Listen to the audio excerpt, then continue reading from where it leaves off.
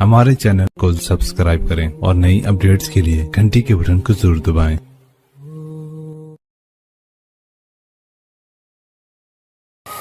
बिस्मिल्लाहिर्रहमानिर्रहीम। अस्सलामु अलैकुम वरहमतुल्लाहि वबरकातुहू। मोहतरम नाज़रीन इकराम, जैसा कि आपने गुज़िश्ता वीडियो में देखा था कि हमने गुजरात फाइल्स पसे पर्दा हक़ाइक़ का इंकशाफ का एक मुख्तसर सा तारुफ़ पेश किया था कि इसकी तैयारी में मुसन्निफ़ा ने किन किन मुश्किलात का सामना किया है और किन किन हालत में रहकर उन्होंने हक़ाइक़ को जमा किया है। अब उनकी किताब पर किसी एक दूसरे शख्स ने जो तारीफ़ी कलिमात लिखे हैं हम उन्हें पेश कर रहे हैं। उसके बाद इंशाअल्लाह राना अय्यूब की तरफ से बयान किया गया मुक़द्दमा उसको पेश करेंगे। मुक़द्दमा बोलते हैं कि जिसमें किताब के अंदर जो मवाद बयान किया गया है, जो बातें बयान की गई हैं, जिस मज़मून के मुताल्लिक़ उसमें बातें जमा की गई हैं, उन बातों का ख़ुलासा मुक़द्दमे में बयान किया जाता है। तो उलमा यूँ कहते हैं कि जिस शख्स ने मुक़द्दमा पढ़ लिया गोया कि उसने किताब का पूरा ख़ुलासा पढ़ लिया। तो पहले हम उस तारीफ़ी कलिमात को पढ़ लेते हैं जो किसी और ने उनकी किताब पर दर्ज किए हैं, फिर इंशाअल्लाह हम उसकी पेश गुफ्तार यानी मुक़द्दमे को पढ़ेंगे। यहाँ पर एक संस्कृत इबारत है, इसका तर्जुमा कुछ यूँ है कि हकीकत का चेहरा तिलाई मखौटे में छुपा दिया गया है। ए पोशान उठो और सच्चे धर्म की खातिर उसकी नकाब कुशाई करो। मार्क ट्वेन ने कहा था कि हकीकत अफसाने से अजीब तर होती है, ताहम उसकी वजह यह है कि अफसाने को सिर्फ मुमकिनात की दुनिया तक महदूद रहना पड़ता है, हकीकत को नहीं। लेकिन हकीकत की माहियत क्या है, हकीकत की तारीफ़ क्या है? इस सवाल के हल के लिए तमाम दुनिया के फ़लसफ़ी सरगर्दा रहे हैं, परेशान रहे हैं। कासाए मुक़द्दस की तरह मुख्तलिफ़ ज़मान व मकान में मुख्तलिफ़ अफराद ने उसे मुख्तलिफ़ तरीक़े से सोचा है। जो लोग यकसुई के साथ हकीकत की तलाश में निकलते हैं उन्हें लाजमी तौर पर तने तन्हा ही ऐसे रास्ते पर जाना पड़ता है जो मुश्किलात और आजमाइश से पुर होता है और जहाँ उन्हें किसी सहारे के मिलने की कोई उम्मीद नहीं होती, बस इंसान का अपना ज़मीर ही उसका वाहिद रहनुमा होता है।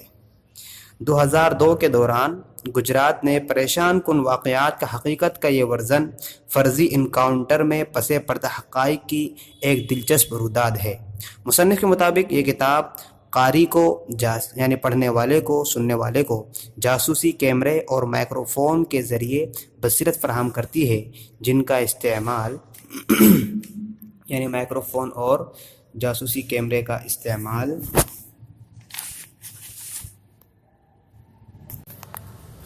एक तवील मुद्दती स्टिंग ऑपरेशन में खूब किया गया। ये फ़ैसला पढ़ने वाले को करना है कि इस किताब में पेश करदा मवाद हक़ाइक़ की नुमाइंदगी करते हैं या महज एक नुक्ते नज़र फ़राहम करते हैं, यानी हकीकत को बयान करते हैं या सिर्फ मुसन्निफ़ की सोच को बयान करते हैं। ये रुदात जिसमें जा बजा मुकालमात भी पेश किए गए हैं, यानी इंटरव्यू पेश किए गए हैं सवाल जवाब की शक्ल में, दिलचस्प है। अब ये अम्र कानून नाफिज करने वाले रियासती अपरेट्स और आइनी मशीनरी पर मौकूफ़ है कि वो इस किताब में बयान करदा हक़ाइक़ को हकीकत पसंदाना जायज़ा लें और ज़रूरी कार्रवाई करें ताकि यहाँ के निज़ाम कानून के तहत इस मुल्क के शहरियों का एतमाद बहाल हो। दिसंबर 1992 से जनवरी 1993 के दौरान मेरे लिए मुंबई के वो तजर्बात खासे तकलीफ़ दे रहे जो मुझे फसादात और पुरतशद्दुद वाक़यात की तफ्तीश के लिए मुक़र्रर करदा इंक्वायरी कमीशन के ज़रिए मिले। मैंने पाया कि फसादात के मुतासिरीन के तईं वाज़ेह बेहिसी बरती गई, यानी जो लोग फसादात मुतासिर हो गए उनसे कोई ज़्यादा ध्यान नहीं रखा गया। इस एहसास के बाद अब लगता है कि ही मुनासिब वक्त है कि रियासती मशीनरी और आइनी अहदेदार इस किस्म के फसादात की वजूहात की तहक़ीक़ात में गहरी संजीदगी का मुज़ाहरा करें और मुनासिब इक़दामात किए जाएँ ताकि दोबारा ऐसे वाक़यात रूनुमा न हो। अगरचे मुमकिन नहीं है कि ज़ेरदस्त किताब में पेश करदा तमाम मवाद की तौसीक़ यानी तस्दीक की जा सके, ताहम यानी फिर भी मुसन्निफ़ की जुर्अत और जज्बे की दाद दिए बग़ैर नहीं रहा जा सकता, जिसका मुज़ाहरा उन्होंने शवाहिद को बेनकाब करने के लिए किया। گواہوں کو اور دلیلوں کو بے نقاب کرنے کے لیے کیا، اور جو ان کے یقین کے مطابق یعنی جو حقائق ہیں اور جو گواہ ہیں یا جو دلائل ہیں وہ سب حقائق پر مبنی ہیں۔ تفتیشی صحافت میں اس غیر معمولی جرأت کے لیے انہیں اور ان کے ساتھیوں کو سلام۔ بڑھتی ہوئی بے ایمانی، فریب کاری اور سیاسی ریشہ دوانیوں کے پیش نظر اس کی ضرورت بھی بڑھ رہی ہے۔ یہ لکھنے والے ہیں جسٹس بی این سری کرشنا۔ یہ تو ہو گئے تعریفی کلمات۔ اب چلتے ہیں رانا ایوب کے مقدمے کی طرف۔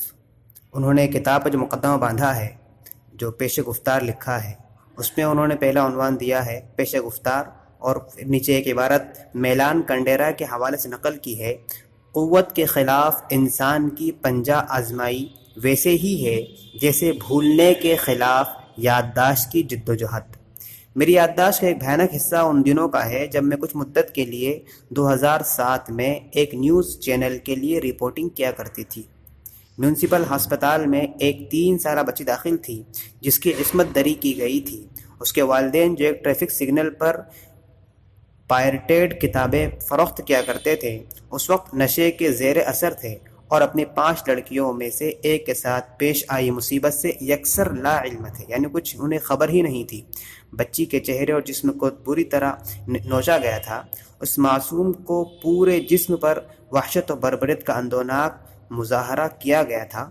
دہلی اسٹوڈیو کو اسٹوری کا ٹیپ بھیجنے کے بعد جب میں گھر پہنچی تو رات کے 2 بج رہے تھے۔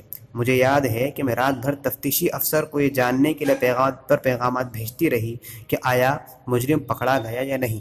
اگلے دن میں بچی کی خیریت جاننے کے لیے پھر ہسپتال پہنچی۔ اسے بہت سارے انفیکشن ہو گئے تھے۔ مکھیوں نے اس کے زخموں پر یلغار کر رکھی تھی۔ اس کی چھوٹی چھوٹی کلائیوں میں سوئیاں گڑی تھیں۔ اس کے والدین اب بھی کہیں نظر نہیں آ رہے تھے۔ میں اپنے آفس سے پہنچی تو میں نے اپنے باس سے درخواست کی کہ اس معاملے کو زیادہ اہمیت دیں تاکہ مجرم پکڑے جا سکے اور انہیں انصاف کے کٹہرے میں کھڑا کیا جا سکے۔ وہ صرف مسکرایا اور اپنے لیپ ٹاپ پر گھڑتا رہا۔ موسلادھار بارش ہو رہی تھی۔ باس نے مجھے کہا کہ میں میلان سب وے اور بارش پر توجہ دوں اور سیلاب کے کچھ اچھے شاٹس حاصل کروں۔ جب میں میلان سب وے کے راستے میں تھی، جو ممبئی کے مشہور مانسون کے دوران کیمرہ پرسنز کا پسندیدہ مقام ہے، تو میں نے اپنی ماں کو فون کیا کہ میں یہ نہیں کر سکتی۔ میں نے اپنی ماں سے کہا میرا دل زور زور سے دھڑک رہا تھا۔ میں پورے دن کچھ بھی نہیں کھا سکی تھی۔ اس واقعے کے تیسرے دن میری فیملی ڈاکٹر کو مجھے سکون آور انجیکشن دینا پڑا۔ میں نے اپنے ایڈیٹر کو فون کر کے بتایا کہ شاید مجھے 1 ہفتہ آرام کی ضرورت ہے۔ ان دنوں معصوم بچی کے اسٹوری سے کچھ ہی پہلے میں students Islamic movement of India یعنی سیمی پر تحقیقات کر رہی تھی اور اپنے ایڈیٹر سے صحافت میں اخلاقیات اور اقدار کے موضوع پر الجھ پڑی تھی۔